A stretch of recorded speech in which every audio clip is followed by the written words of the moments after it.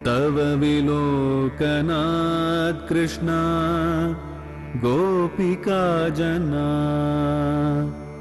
प्रमद संकुलाः कृष्णा पंकजे क्षणा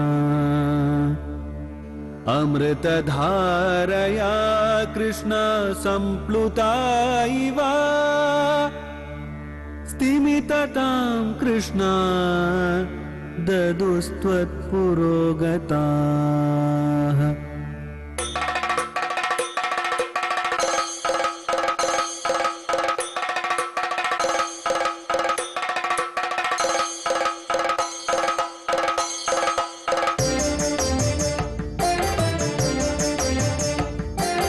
குருவாயூரப்பனா கோகுலத்து மன்னனா குழந்தையாக கோலம் தரும் மாமாய வண்ணனாம் நாராயணீயமெனும் நல்விருந்தின் நாதனாம் நாமரசத்தேனினிமை கூட்டுகின்ற ஆயனாம் நாராயணா ஸ்ரீமன் நாராயணா நாராயணா ஸ்ரீமன் நாராயணா நாராயணா ஸ்ரீமன் நாராயணா நாராயண பட்டதிரி உருகும் பரமனா நலம் தரும் நாராயணீயம் அருள் வழங்குமே தினம் நம்மை காக்குமே.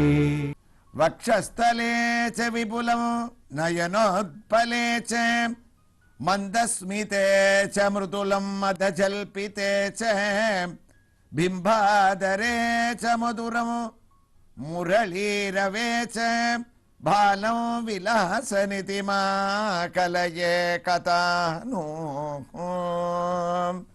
நாராயணியத்தினுடைய 23வது தசகத்தில் 10வது ஸ்லோகத்தில் நாராயண பட்டத்திரி சித்திரகேதுவானவன் விருத்ராசுரனாக மாறி அவன் அசுர ஞானத்தோட இருந்தா கூட இந்திரனோட அவனுக்கு யுத்தம் பண்ணணும்னு ஒரு ஆக்ரோஷம் வந்ததே தவிர அந்த யுத்தத்துல கூட சந்தியா காலத்துல அவன் நாராயணனுடைய திவ்ய நாமத்தை சொல்லணும், நாம சங்கீர்த்தனத்தை அடையணும் அப்படின்ற ஒரு ரூபத்தோட 5:30 மணிக்கு உட்கார்ந்து ஹரே ஹரேன அந்த நாம சங்கீர்த்தனத்தை பண்ண ஆரம்பிச்சான்.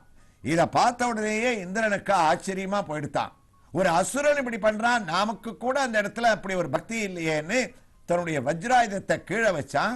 ஸ்லோகங்களை சொல்லிட்டு இருக்கக்கூடிய அந்த விருத்ராசுரனுக்கு எதிர நின்று தேவேந்திரன் கையை கூப்பினான். அப்பா உனக்கு என்ன வேணும்? உன்னுடைய பக்தியை பார்த்தா எனக்கு மெய் செலுத்து போயிருது, அசுரனா இருக்கே நினைச்சேன், எப்படிப்பட்ட ஆனந்தம்னா. அப்ப இவன் சொன்னான், இந்த ஒரு ஜென்மத்துல அசுரனா இருந்தா கூட நான் போன ஜென்மத்துல சித்திரகேதுன்ற வித்யாதர ஸ்திரீகளோட உலகம் முழுக்க நாம சங்கீர்த்தனத்தை பண்ணவேன். அந்த ஜென்மத்தினுடைய ஒரு வாசனை எனக்கு போகல, உருவம் மாறினா கூட ஜென்மம் மாறினா கூட மகாவிஷ்ணுவனுடைய சிந்தனை எனக்கு போகல. ஆனா நீ கேட்டையே சொர்க்கம் வேணுமா அனிமாதி சித்திகள் வேணுமான்னு, தேவேந்திரா எனக்கு எதுவுமே வேண்டாம்ப்பா, எனக்கு வேண்டியது ஒண்ணு என்ன தெரியுமா? அகமுகரே தவ பாதை கமூல தாசானுதாசோ பவிதாஸ்மி பூயகா மனஸ்மரே தாசு பவேர்குணஸ்தே திருநீத வாக்கர்ம கரோ துகாயகா. பாகவதம் பேசித்து அசுரனுடைய வார்த்தையாயுதுன்னு கேட்கிறவாளுக்கு ஆச்சரியமா இருக்கும். ஏ தேவேந்திரா, எனக்கு இந்திர பதவியும் வேண்டாம், சொர்க்கமும் வேண்டாம், அனிமாதி சித்திகளும் வேண்டாம், எந்த சுகமும் வேண்டாம். எனக்கு வேண்டியது என்ன தெரியுமா? உன்னால முடியும்னா ஒரு வரம் கொடு. எப்பவுமே என் மனசானது ஸ்ரீயப்பதியான நாராயணனை பற்றிண்டே இருக்கணும், அவருடைய திருவடிகளையே என்னுடைய தியானமானது அடையணும். எப்படி தெரியுமா? மனஸ்மரே தாசு பவேர்குணஸ்தே. எப்படி ஒரு இறக்கை கூட முளைக்காத ஒரு பறவை தன்னுடைய தாய் பறவையினுடைய அந்த சிந்தனையே அந்த இறக்கை முளைக்காத பறவையினுடைய மனசு தானுவோ, எப்படி அப்ப பிறந்த கண்ணுக்குட்டி 2 நாளைக்கு சுத்தி சுத்தி தன்னுடைய தாய் பசுவையே அந்த கண்ணுக்குட்டியினுடைய ஒரு மனசு நாடுமோ, வெளிநாட்டில் இருக்கக்கூடிய கணவனை பத்தியே உண்மையான மனைவியினுடைய ஒரு மனதானது நாடுமோ, அதே போல பிரியம் பிரியே யுஷிதம் விஷன மனோ அரவிந்தாக்ஷதிதுக்ஷு தத்துவமோ. என்னுடைய மனசானது பகவானையே நாடுறது.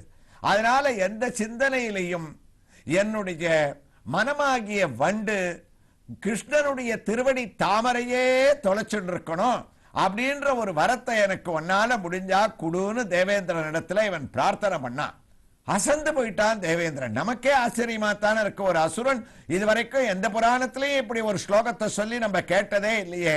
அப்படியே அவனை நமஸ்காரம் பண்ணா, அப்பா உன்னுடைய பக்தி எல்லாருக்கும் வரணும், நீ நினைச்சது நடக்கும், உடனே நீ மோட்சத்தை அடைவ, அத வைகுண்டத்துல உனக்கு மகாவிஷ்ணுவனுடைய தரிசனம் கிடைக்கும், பக்தர்களுக்குள்ள நீ உத்தமனாக இருப்பேன்னு சொல்லி குருவாயூரப்பா அந்த இந்திரன் அவனோட சண்டையும் நிறுத்தினது இல்லாம வைகுண்டத்தை அவன் அடையக்கூடிய மார்க்கத்தையும் அதற்குண்டான ஒரு வரத்தையும் அளிக்க பக்தி ஆத்ம தத்துவ கதனை சமரே விசித்திரமும் சத்ரோரபி பிரம்ம பபஸ்ய கதபதந்தே.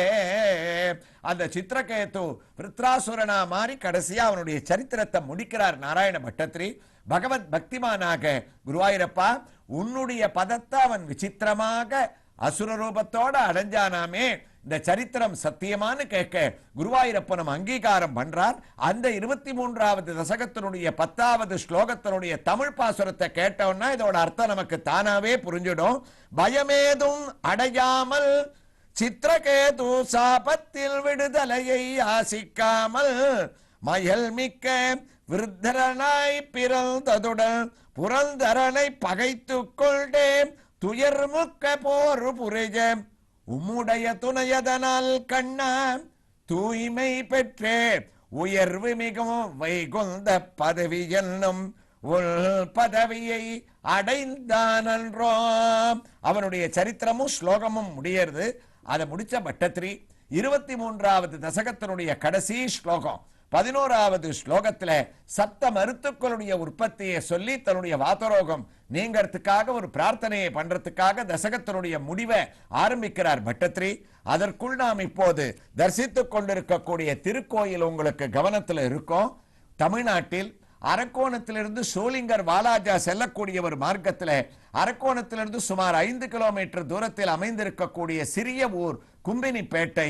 அந்த கோயிலிலே கோயில் கொண்டிருக்கக்கூடிய பாண்டுரங்கன் மூலமூர்த்தியினுடைய திவ்ய தரிசனத்தை அடைந்த நாம் இப்போது அங்கு நமக்கு சேவை சாதித்துக் கொண்டிருக்கக்கூடிய ருக்மிணி சத்யபாமா சமேத வேணுகோபால சுவாமி உற்சவமூர்த்தியினுடைய திவ்ய தரிசனத்தை அடைந்து கொண்டிருக்கின்றோம்.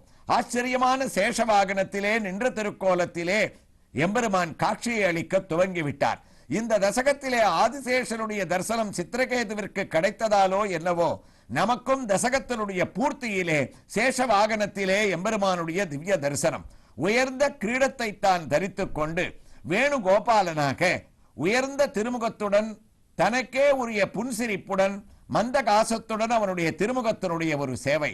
ஆகா, நேரே சென்றால் கூட இவ்வாறு தரிசிக்க முடியாது. அவருடைய கண்கள் அகன்று விரிந்து திறந்து இருக்க அதரத்திலே புல்லாங்குழல் பட்டும் படாமலும் தன்னுடைய 2 திருக்கரங்களிலே லாவகமாக புல்லாங்குழலை ஏந்தி கொண்டு நான் தான் வேணுகோபாலன் என்ற உணர்வை நமக்கு இந்த திவ்ய தரிசனத்திலேயே அவன் ஏற்படுத்தி கொண்டிருக்கின்றான். அந்த புல்லாங்குழலை ஏந்தக்கூடிய கைகளிலே அவனுடைய திவ்ய ஹஸ்தத்திலே அழகான ரேகைகள் இயற்கையாகவே விக்கிரகத்திலே அமைந்திருக்கக்கூடிய திவ்ய தரிசனம். அது மட்டுமா, அவனுடைய திருமார்பிலே அங்கும் இங்கும் அசையக்கூடிய அழகான கஜலட்சுமி பதக்கத்தை தான் தரித்துக் கொண்டு கர்ண பத்திரங்களுடன் அவனுடைய அந்த திருமுகத்தினுடைய திவ்ய தரிசனத்தோடு கண்ணை சற்றே கீழே இறக்கினோமே ஆனால் தன்னுடைய வலது திருவடியை இடது திருவடி மேல் தாங்கிக் கொண்டு லாவகமாக தாமரை பீடத்தின் மேலே வேணுகோபாலனாக காட்சியளிக்கக்கூடிய இந்த சுவாமிக்கு ஒரு புறத்திலே மகாலட்சுமியின் அம்சமான ருக்மிணி பிராட்டியானவள் நின்ற திருக்கோலத்திலே உயர்ந்த கிரீடத்தோடு நீல நிற வஸ்திரத்தை தான் தாங்கிக் கொண்டு அழகாக நமக்கு திருமாங்கல்யத்துடன் தாமரை பூவுடன் காட்சியை அளிக்கின்றாள். மற்றொரு புறத்திலே சத்யபாமா பிராட்டியும் பச்சை வஸ்திரத்துடன் தாமரை பூவை கையிலே தாங்கிக் கொண்டு ருக்மிணி சத்யபாமா சமேத வேணுகோபாலனுடைய திவ்ய தரிசனத்தோடு தசகத்தின் 23வது தசகத்தின் பூர்த்தியான 11வது ஸ்லோகத்தை பட்டத்திரியும் துவங்கிவிட்டார். त्वत्सेवनेन दिदिरिन्द्रवदोद्यतापि तान् प्रत्युतेन्द्र सुकृतोः मरुतोऽपि लेभे तुष्टासयोऽपि सुपदैव भवन्निषेवाः तत्रासु सस्तव मम பவனாலயேச. இந்த தசகத்துல என்ன ஒரு அழகுன்னா, ரெண்டு ஸ்லோகத்துக்கு ஒவ்வொரு கதையா, பல கதைகளை இந்த ஒரு தசகத்துல இவர் உள்ளடக்கி கொண்டு வரான்றது தான் இதோட சிறப்பு. சப்த மருத்துக்கள் நம்ம கேள்விப்பட்டிருப்போம். 7 உயர்ந்த மருத்துக்கள், அவர்களுடைய ஒரு பிறப்பை பத்தி ஒரு சின்ன ஸ்லோகத்துல சொல்றார். காசியப மகரிஷிக்கு 2 மனைவிகள், திதி அதித்தின்னு பேரு. திதியினுடைய பிள்ளைகள் எல்லாம் அசுரர்கள், அதிதியினுடைய பிள்ளைகள் எல்லாம் தேவதைகள். அப்ப இந்த அசுராளுடைய தாயாரான திதிக்கு குருவாயூரப்பா திடீர்னு ஒரு நாள் ஒரு எண்ணம் தோணித்து. என்ன எண்ணம்னா, தன்னுடைய சக்களத்தியான அதிதியினுடைய பிள்ளையான தேவேந்திரனை எப்படியாவது அழிக்கணும், அவன் அழிக்கணும்ன்ற எண்ணத்தோட தன்னுடைய கலவனார காசியவரிடத்துல போய் கேட்டாளாம். அவர் 2 பேருக்குமே தகப்பனார், தர்ம சங்கடம். அதனால என்ன பண்ணார், இவளுடைய வேண்டுகோளே அவருக்கு ஒரு விசித்திரமாக இருந்தது. இவளுக்கு புத்தி வரணும் அப்படின்றதுக்காக 1 வருஷ காலம் பும்சவனம்னு ஒரு விரதம் இருக்கு. பகவான் ஸ்ரீனிவாசனை குறிச்சு அதை தியானம் பண்றது. அதை பண்ணா நீ கர்ப்பம் தரிக்கலாம். அப்ப அந்த சுவாமியின் இடத்துல அந்த விரத காலத்துல நீ இந்த பிரார்த்தனையோட தியானம் பண்ணிட்டே பண்ணு. ஆனா விரத காலத்துல ஒரு தப்பும் நீ பண்ணக்கூடாதுன்னு சொல்லி அனுப்பிச்சுட்டார். அந்த பும்சவனம்ன்ற அந்த ஒரு விரதத்தை தேவேந்திரனை அழிக்கணும்ன்ற எண்ணத்தோட அசுரர்களுடைய தாயாரான திதியானவள் குருவாயூரப்பா ஆரம்பிச்சா. அப்ப என்ன ஆச்சு, 1 வருஷ காலத்துல 10 மாசம் ஆச்சு. 11வது மாசம் ஒரு நாள் இவ இந்த தவத்தை பண்ணிட்டு இருக்கச்சே, இந்த ஒரு விரதத்துல சாயங்காலம் 6 மணிக்கு தூக்கம் வந்து சந்தியா காலத்துல தூங்கி போயிட்டாளாம். சந்தியா காலத்துல தூங்குறதுன்றது கடுமையான பாபம் அது. அப்ப தேவேந்திரன் என்ன பண்ணான் குருவாயூரப்பா, துஷ்டா சயோபி சுவதைவ பவன் நிஷேவம். இவ விரதத்துல தூங்கிட்டு இருக்கா, இதான் சரியான சந்தர்ப்பம். நாம இவ கர்ப்பத்துல புகுந்து அந்த சிசுவை அழிச்சிடுவோம்னு தீர்மானம் பண்ணி கையில வஜ்ராயுதத்தை எடுத்துண்டு இவ சந்தியா காலத்துல தூங்கிட்டு இருக்கக்கூடிய பாபத்தினால அதை பயன்படுத்திண்டு அவருடைய கர்ப்பத்துக்குள்ள நுழைஞ்சு அந்த குழந்தையை 7 துண்டா வெட்டினானாம். 7 துண்டா வெட்ட ஆரம்பிச்ச உடனே அது அழ ஆரம்பிச்சது. அழாதேன்னு அதை சமாதானம் பண்ணான். ஆனா குருவாயூரப்பா 7 துண்டா வெட்டினா கூட அவ்வளவு சின்ன சிசு, அதுக்கு கர்ப்பத்துல உயிர் போகல. காரணம் என்ன தெரியுமா, ஸ்ரீனிவாசனான ஒன்ன தியானம் பண்ணி அந்த மந்திரத்தை சொல்லிட்டு இருக்கா, அந்த விரதத்தை அனுஷ்டிச்சு இருக்கிறதுனால. அதனால நீ வந்து அவளை காப்பாத்தணும்னு தீர்மானம் பண்ணி அந்த குழந்தைகளை காப்பாத்திட்ட. இந்த கதையை சொல்லிட்டு இருக்கச்சே சுகர் பரீட்சித்துக்கு சொன்னாராம், ஏ பரீட்சித்து, நீ இப்படித்தான் கர்ப்பத்துல கஷ்டப்பட்ட போது அபாண்டவாஸ்திரம் உன்னை துரத்திட்டு உன்னை மகாவிஷ்ணு காப்பாத்தின மாதிரி இந்த குழந்தைகளை காப்பாத்திட்டார். அரசனை அறவாழி அந்தணன் கருவிற் காத்தது போல அக்காரிகை விரதமுற்றவன் மெல்லடி போற்றலாய் மருவு மைந்தர் மாயா வகை உதித்தன. அதனால என்னாச்சு, அந்த 7 துண்டான 7 குழந்தைகளும் பகவானுடைய அனுகிரகத்தால பிறந்த போது சப்த மருத்துக்களாகவே பிறந்து உயர்ந்த ஒரு நிலையை அடைஞ்சு, எந்த தேவேந்திரனை அழிக்கணும்ன்றதுக்காக இந்த பும்சவனம்ன்ற விரதத்தை இருந்தானோ அந்த தேவேந்திரனோட குருவாயூரப்பா துஷ்டா சயோபி சுபதைவ பவன் நிஷேவா தத்ரா சமத்வமபமம் பவனாலயேச. ஸ்லோகத்தை முடிக்கிறார். அந்த தேவேந்திரனோட நட்பா எடுத்தான் இந்த குழந்தையும். இதனால சப்த மருத்துக்களுடைய ஒரு உற்பத்தியானது ஏற்பட்டதாமே. அந்த குழந்தைகளுக்கு கூட நீ கர்ப்பத்துல வந்து காப்பாத்தி அவர்களை சப்த மருத்துக்களா உண்டாக்கிட்டியே. நான் உட்காந்து குருவாயூர் கஷேத்திரத்துல இத்தனை நாளா வாதரோகத்தோட கதறனே, எனக்கு எப்ப நல்ல கதியை நீ உண்டு பண்ண போறேன்னு தத்தாத்ரு சமத்வமம் பவனாலயேச. ஏ குருவாயூரப்பான்னு இந்த தசகத்தை பூர்த்தி பண்றார்.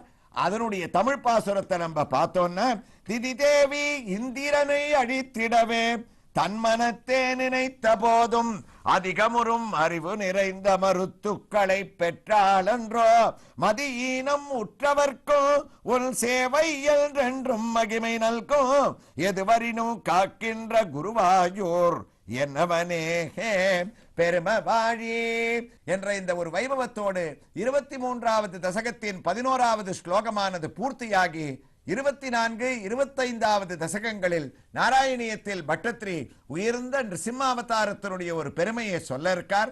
நாம் இப்போது அரக்கோணம் அருகில் உள்ள கும்மினிப்பேட்டையில் கோயில் கொண்டிருக்கக்கூடிய ருக்மிணி சத்யபாமா சமேத வேணுகோபால சுவாமியின் திவ்ய ஆரத்தியோடு அவரிடமிருந்து உத்தரவு பெற்றுக்கொண்டு நாராயணியத்தின் அடுத்த பகுதியிலே நரசிம்மனுடைய பெருமையை கேட்பதற்கு தயாராகலாம். ஸ்ரீ கிருஷ்ணாய துப்யம் நமக. நாராயணா ஸ்ரீமன்னா